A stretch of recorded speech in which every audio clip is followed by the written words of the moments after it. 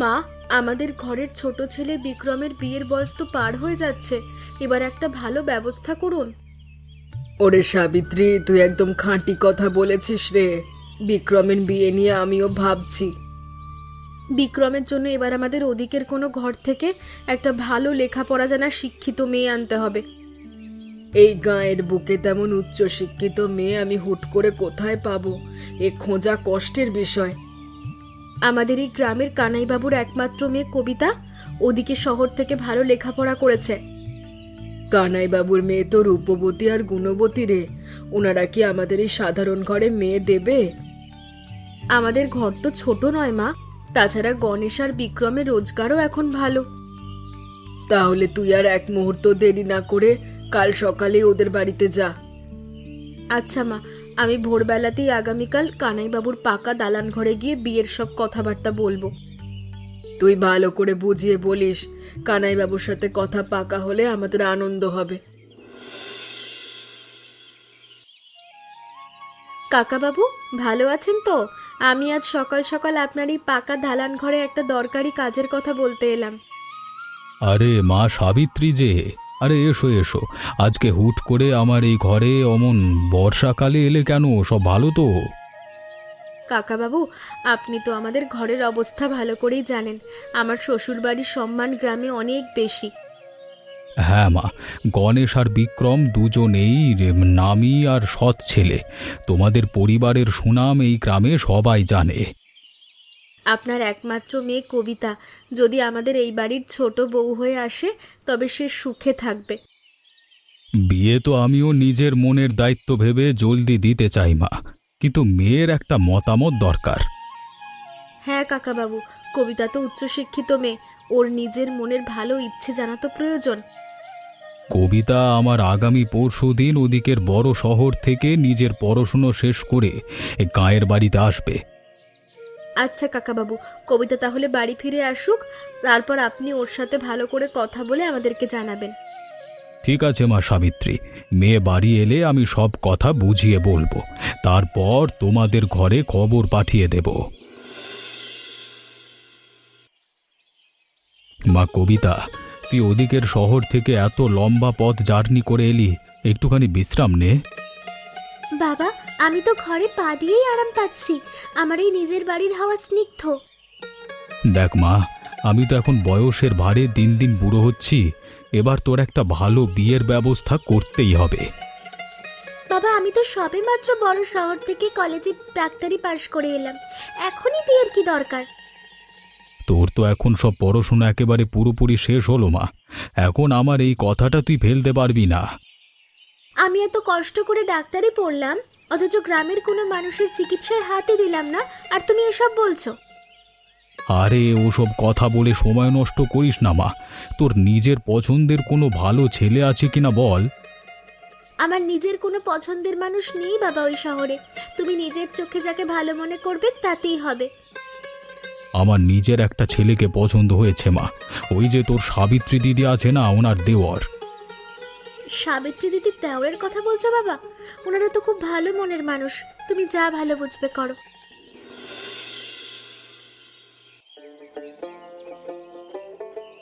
কানাই বাবু, আপনার মেয়ে কবিতা তো দেখতে অপরূপা আর লক্ষ্মীমন্ত, আমার খুব পছন্দ। শান্তি দেবী, কবিতা তো কেবল ভালো রূপেই নয়, মানে ওদিকের বড় শহর থেকে তো এবার ডাক্তারি পাশ করে এসেছে মা। কবিতা তো আপনার মেয়ে কাকাবাবু, ও আমাদের ঘরে এলে একদম নিজের ছোট বোনের মতো আদর দেব ওকে।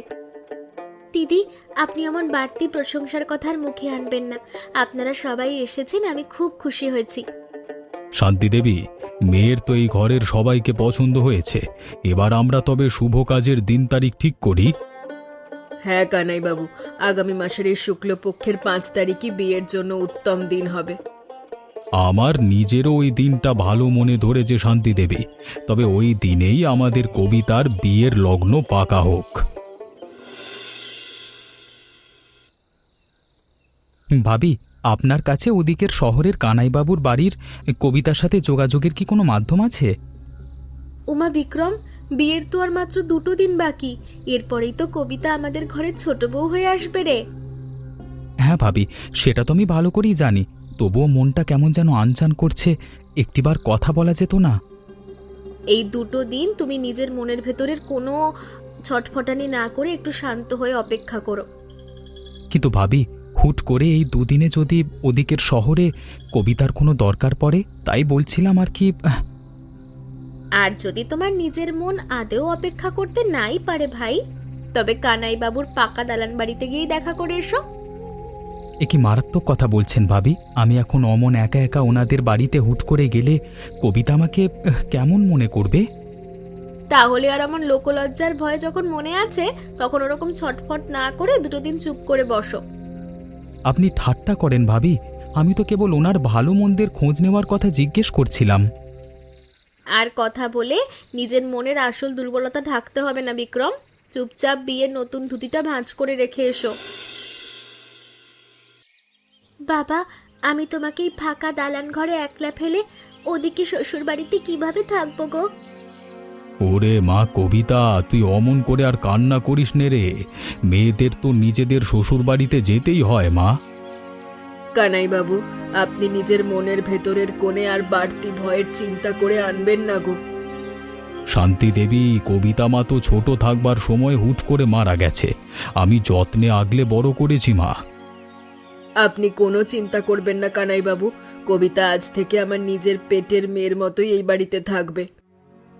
তুই আমার পরম আদরের একমাত্র মেয়ে কবিতা। শ্বশুরবাড়ির গুরুজনদের সব সময় ভালো করে ভক্তি শ্রদ্ধা করিস মা। আপনি দুদিন পর পরই আমাদের এই মাটির ঘরে এসে মেয়েকে দেখে যাবেন। হ্যাঁ শান্তি দেবী, আপনার এই পরম আশ্বাসের কথা শুনে আমার নিজের বুড়ো মনের ব্যাকুলতা দূর হলো। আর কবিতার যখনই মন চাইবে তখনই ও নিজের বাড়িতে গিয়ে থাকতে পারবে। ওরে ছোট বৌমা, তুই আজ থেকে আমাদের এই বাড়ির সব ভালো মন্দের আসল লক্ষ্মী হয়ে গেলি। মা, আপনারা দুজন আমাকে অমন করে পর করে না রেখে ঘরের সাধারণ কাজের আদেশ দিন না। কবিতা, তোকে এই বড় বাড়ির উনুনের কাদামাখা কোনো কাজ করতে হবে না রে ভাই। কেন দিদি, আমি ঘরের ছোট বউ বলে কি সংসারের কোনো দরকারি কাজে হাত দিতে পারবো না? না ছোট বৌমা, আমাদের এই বড় সংসারে কাজ করার জন্য বাইরে থেকে ভালো কাজের লোক আসে। তুই তো ওদিকে শহরের কলেজ থেকে ডাক্তার হয়ে এই সাধারণ গায়ের ঘরে এসেছিস। তুই শুধু এই সংসারের প্রতিটি মানুষের সুখ দুঃখের খেয়াল রাখিস মা। তোকে যেমন ছোটবেলায় আমি ওদিকের হাটে আমার সাথে সাথে করে রাখতাম, এখনো তোকে আমি সাথে করে নিয়েছি। দিদি, তুমি ছোটবেলা থেকে আমাকে ভালোবাসো। আজ আমি তোমার এই বড় জার রূপ দেখে আনন্দ পাচ্ছি। মা, আপনারা দুজনে আদৌ ভালো মনের মানুষ। আমার এই গায়ে এত সুন্দর ঘরে বিয়ে হয়ে খুব ভালো হলো। কবিতা, ও কবিতা, কে মা খুব অসুস্থ হয়ে পড়েছেন। দিদি, তুমি নিজের মনের ভেতরে এমন দুশ্চিন্তা করো না গো, আমি আছি। মায়ের সারাটা শরীর তো কড়া জ্বরে একেবারে পুড়ে যাচ্ছে রে কবিতা। অমন গোঙানির শব্দ শুনে আমার খুব ভয় করছে। দিদি, তুমি ওরকম অস্থির না হয়ে মায়ের মাথার কাছে একটু বসো শান্ত হয়ে। আমি মায়ের নাড়ির গতিটা ভালো করে দেখি। মায়ের বুকটা কেমন কড়া ব্যথায় ধড়ফড় করছে ভাই। শহরের ডাক্তারবাবুকে কি আদৌ পাবো? দিদি, তুমি এখানে মায়ের হাতটা শক্ত করে ধরে থাকো। আমি আমার ঘরের চামড়ার ব্যাগ থেকে প্রয়োজনীয় ঔষধ নিয়ে আসছি। মা, আপনি ওরকম ছটফট করবেন না। এই কড়া ওষুধটা খেয়ে নিয়ে সোজা বিছানায় শুয়ে থাকুন তো। মায়ের গায়ের কড়া জ্বরটা কি সামান্য ঔষধের জলটুকু পেটে পড়লে একেবারে পুরোপুরি ভালো হবে কবিতা? হ্যাঁ দিদি, তুমি আর রাত না জেগে এখনই নিজের ঘরে যাও। আমি ডাক্তার মানুষ, এরকম রাত জাগার অভ্যেস আমার আছে।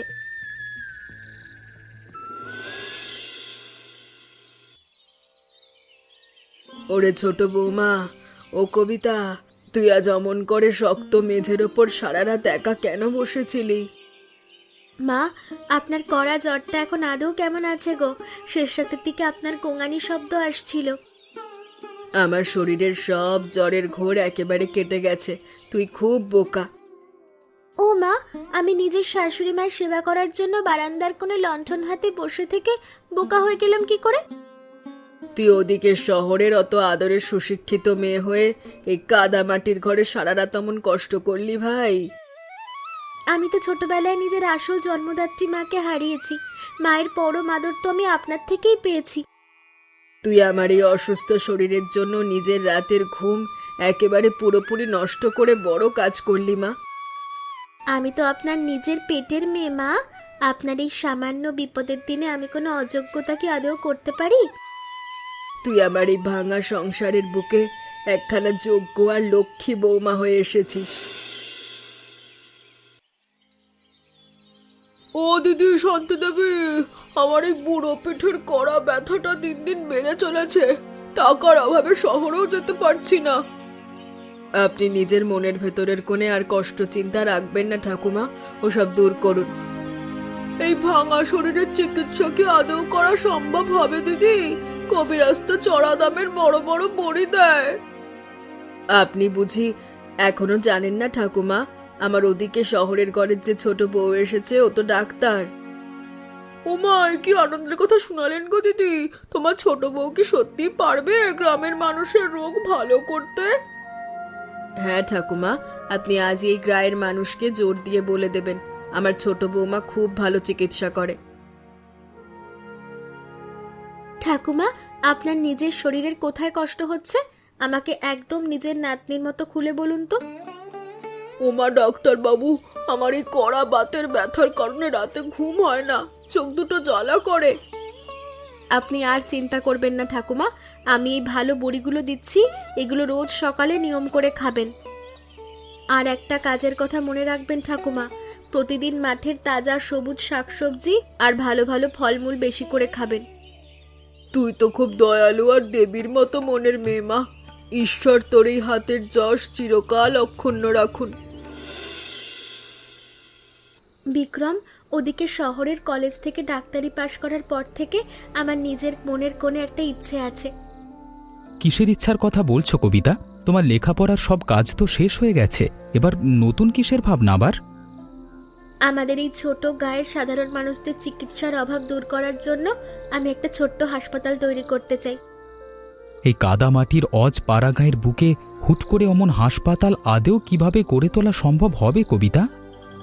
তুমি যদি দয়া করে আমার এই মনের ইচ্ছেটা মা আর দাদা ভাইদের কাছে ভালো করে বুঝিয়ে বলে একটা ব্যবস্থা করতে। কিন্তু কবিতা, তুমি একলা মানুষ হয়ে এই পুরো গ্রামের এতগুলো রোগীর চিকিৎসার চাপ আদেও কিভাবে সামাল দেবে? ওসব নিয়ে তুমি নিজের মনের ভেতরে একদম চিন্তা আনবে না বিক্রম। শহরের বড় বড় ডাক্তারবাবুরা কি হুট করে আমাদের এই দরিদ্র গাঁয়ের হাসপাতালে এসে গরিবদের বিনামূল্যে সেবা দিতে রাজি হবেন? হ্যাঁ বিক্রম, ওদিকে শহরে আমার এমন অনেক ভালো মনের চিকিৎসক আছেন যারা গ্রামের মানুষের বিনামূল্যে চিকিৎসা করতে চান। বাহ কবিতা, তোমার এই পরম দয়ালু মনের মহৎ চিন্তা শুনে আমার নিজের মনের ভেতরের কোণেও আনন্দ আর প্রীতি জমল। তাহলে তুমি আর এক মুহূর্ত সময় নষ্ট না করে আগামীকাল সকালে সোনালি রোদ উঠতেই মায়ের সঙ্গে সব কথা বলো। ঠিক আছে কবিতা, আমি আগামীকাল ভোরবেলাতেই মায়ের মুখোমুখি বসে তোমার এই পরিকল্পনার কথা সব জলদি বুঝিয়ে বলবো। মা, কবিতা ওদিকের শহরের কলেজ থেকে পাশ করে এসে আমাদের এই গাঁয়ে একটা ছোট্ট হাসপাতাল করতে চাইছে। ওরে বিক্রম, তুই কি আনন্দের কথা শোনালি রে আজ। আমার এই অসুস্থ কানের কি শোনালি? হ্যাঁ মা, কবিতা কাল রাতে আমাকে ওদিকের বারান্দায় বলছিল গ্রামের গরিব মানুষদের অল্প টাকায় ভালো চিকিৎসা দেওয়া দরকার। আমরা তো নিজেদের এই বড় সংসারের জন্য ঠিক এমন একটা উচ্চ শিক্ষিত আর মার্জিত মনের ছোট বই চেয়েছিলাম। কিন্তু মা, এই গাঁয়ের বুকে একটা পাকা দালানের হাসপাতাল তৈরি করবার জন্য তো টাকার প্রয়োজন হবে। ওরে বিক্রম, তুই টাকার কথা ভেবে আর নিজের মনের ভেতরের ভয়ের চিন্তা কষ্ট পাস না। হ্যাঁ বিক্রম, মায়ের জমানো পুটলিতে যে কটা টাকা আছে আর গণেশ তো বাজারে ভালো দান বিক্রি করে অনেক নতুন টাকা এনেছে। যত নতুন টাকাই লাগুক না কেন বিক্রম, আমাদের এই গায়ের বুকে একটা হাসপাতাল আমি নিজের দায়িত্বে বানাবো। আমরা এই গ্রামের সাধারণ নিঃস্ব মানুষদের সামনে মাথা উঁচু করে গর্বের সাথে বলবো আমাদের ছোট বউ ডাক্তার। তুই আর এক মুহূর্ত দেরি না করে ছোট বৌমাকে ওদিকে শহরের সব প্রয়োজনীয় ঔষধ আর যন্ত্রপাতি ভালো করে গুছিয়ে আনতে বল। আচ্ছা মা, আমি এখনই কবিতাকে ডেকে ওনার এই সুন্দর কাজের সব ভালো ব্যবস্থা করবার কথা জলদি গিয়ে জানিয়ে দিচ্ছি। মা কবিতা, তুই নিজের চোখ দুটো খুলে একবার ভালো করে চেয়ে দেখ, আজকে তোর আর আমার এতদিনের স্বপ্ন পুরোপুরি পূর্ণ হলো রে।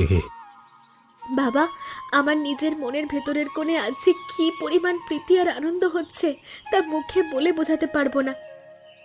আমি তোকে ওদিকের শহরের কলেজ থেকে ডাক্তারি পাশ করিয়ে এই ছোট কাদামাটির গায়ে ফিরিয়ে এনে ভাবনায় ছিলাম।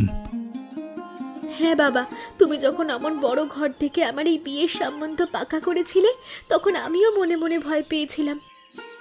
তোর ওই শাশুড়ি মা শান্তি দেবী আর জামাতা বিক্রম তো আদেও ভালো করে আর খোলা মনের খাঁটি মানুষ মা।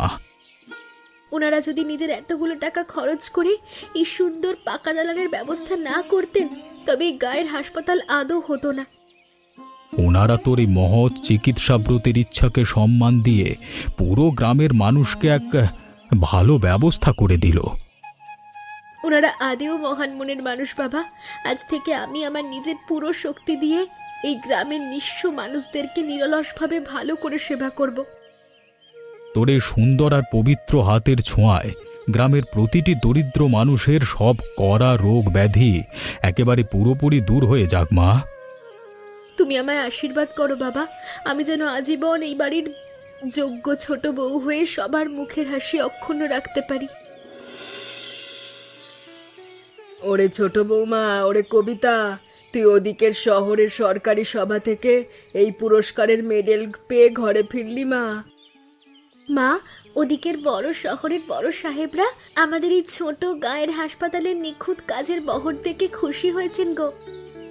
কবিতা, তুই আদেও গুণবতী মেয়ে ভাই, তোর এই মেডেল দেখে আমার নিজের মনের ভেতরে খুব আনন্দ হচ্ছে। আমি নিজের সারাটি জীবন ধরে ভগবানের কাছে ঠিক এমনই একটা পরম পুণ্য আর গর্বের দিনই মনে মনে চেয়েছিলাম। দিদি ও মা, এই পুরস্কারের আসল ভাগিদার কিন্তু আমি একা নই, এর পেছনে আপনাদের দুজনেরই অবদান একেবারে পুরোপুরি রয়েছে। তুই এমন খাঁটি বিনয়ের কথার মুখে আনিস না তো কবিতা, তুই নিজের মেধা দিয়ে আমাদের এই বড় বাড়ির মুখ উজ্জ্বল করলি।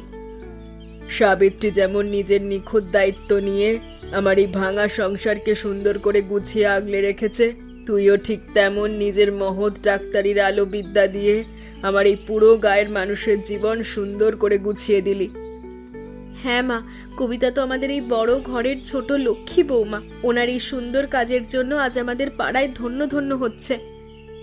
তোরা দুজনেই আমার এই বড় বাড়ির একখানা যোগ্য আর পরম আদরের লক্ষ্মী বৌমা।